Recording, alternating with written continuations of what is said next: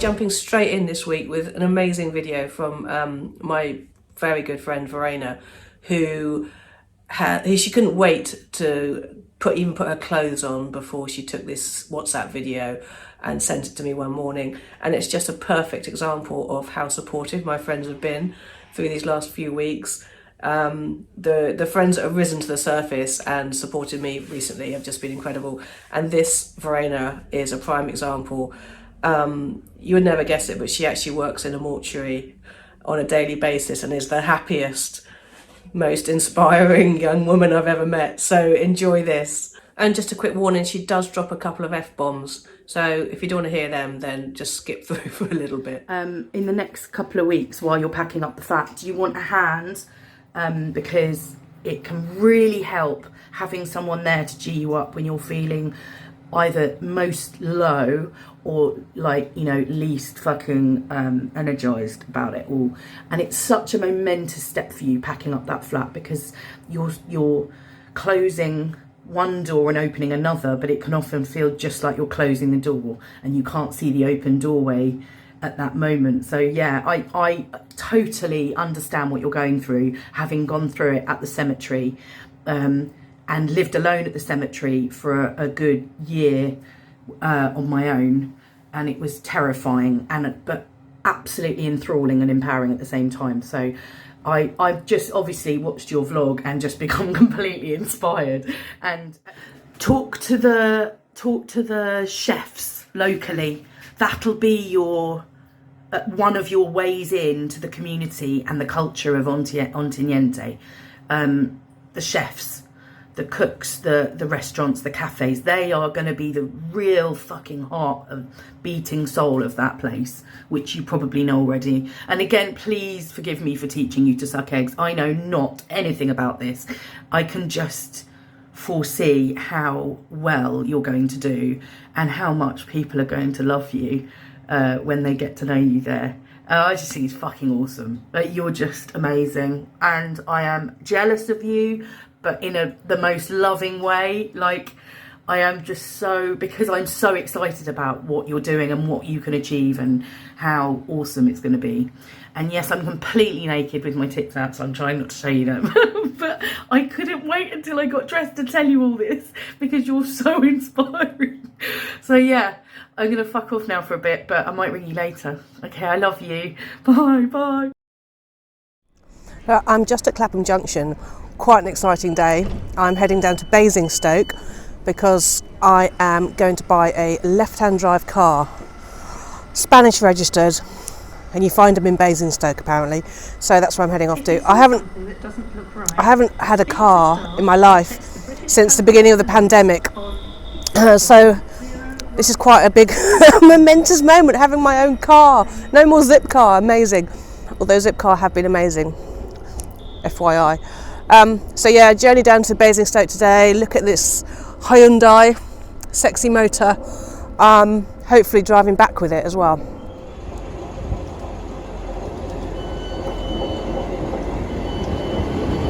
It's actually there. Feel free to start it up and have a play. Okay. I'll be back in a minute. Okay, I'm in this car having a look around. I don't really know what I'm looking for. I mean, it looks alright. I mean, there's space for Doofy in the back, I reckon. There is a bit of a, where did I see it? There's a scuff there. It's got to have some haggability. It's alright though, isn't it? I don't know. God knows. So as you can see, I bought the car. I hope it was a good decision. It's left-hand drive, and it's Spanish registered, so I don't, in theory, have to pay any import tax for when I move over there. It is all very boring stuff that I'm having to think about. So there are left-hand drive Spanish registered cars in the UK because expats come back to the UK, obviously, and then want to sell their cars. It's quite tricky driving it in the UK though, because it's on the wrong side of the road. I tried to haggle the price down. This place was quite funny. The left-hand, they're called the left-hand drive place. They haven't thought this through. I mean, it's, you know, It's not the most most original name for a place. They so I tried to haggle with them. They weren't having it. They were not having it. I even gave them a little bit of a sob story. It's like, oh, I'm gonna have to move to Spain on my own. I'm so pathetic. Oh, and so they got out this little tiny violin. They actually had a tiny violin on their desk. So rude, but quite funny. I appreciated that. Then when I came to pay the bill, they did give me 200 quid off. So my finally broken the seal on the big box of boxes. I'm going to hit the kitchen today, which has been my biggest kind of avoidance. But I'm going to start with the kitchen because I feel like if I get the kitchen done and packed, then the worst is over, because there's so much stuff in a kitchen, isn't there? So look, here we go. Kitchen, scruffy, excuse the mess, but I am in the process of moving out. It's my excuse, it's always like that. It's a Sunday afternoon. What more could you do with your Sunday afternoon than empty your kitchen cupboards? Yeah, so this is the beginning of the big pack. At least I've started, because I wasn't going to today. I kind of was flicking through Netflix just thinking, oh, I could just watch one movie before I start packing. But no. Self-control, get some packing done and then watch the movie. You see, I'm growing as a person. It's a bit like clothes. I kind of have a theory that if you haven't used it or worn it in the last 2 years, I normally give myself 2 years. If I haven't worn it in the last 2 years, it goes to the charity shop. I feel like a hoarder. I'm not a hoarder at all. I quite like clearing stuff out. But, you know, when you have to make decisions about what to keep and what not to keep. And oh no, I might use that one day. I think it's also, I kind of like the idea of having new stuff. Obviously, can't afford new stuff, but these pans I've had, my mum bought me these when I first came to London. God, that's like about 32 years ago. I mean, they're just a bog standard pan, but actually, I don't have to rebuy that. And also, there's a bit of sentimental value there. Mum did buy me those. So these black handle ones, I'll keep. They're all right, actually. They'll do. They're not too shit.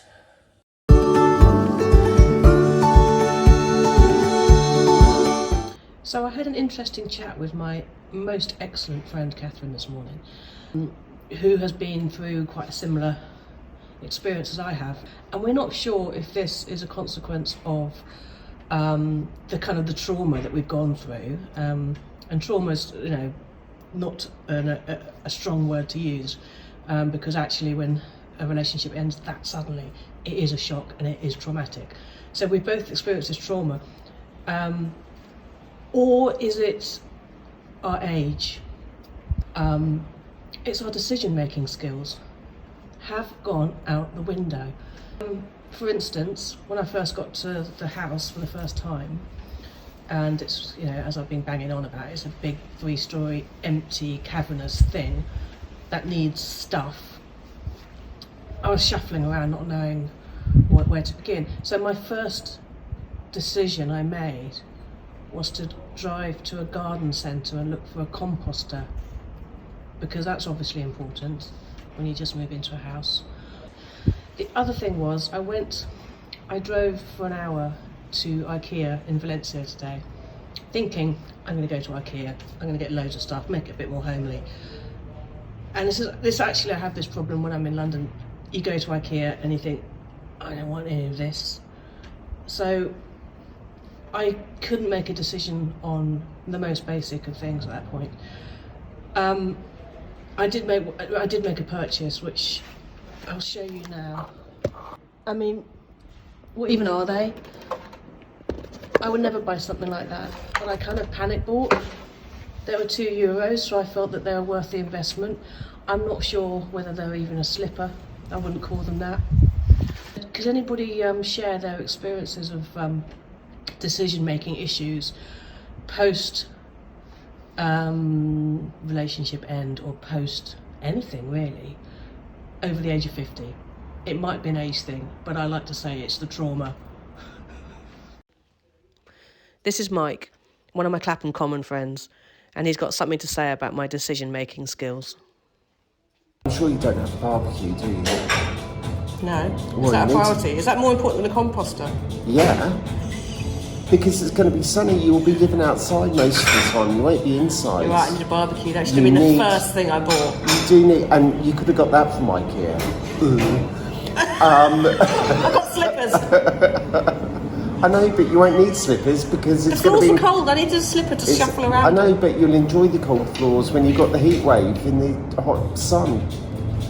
You haven't moved out there for no reason. So, do you have to register with the local hospital or I don't doctors know. or anything? I don't know. You Probably. see, that's what you should find out. And Miss Busybody, she'd... Don't call her that. we can cut that anyway.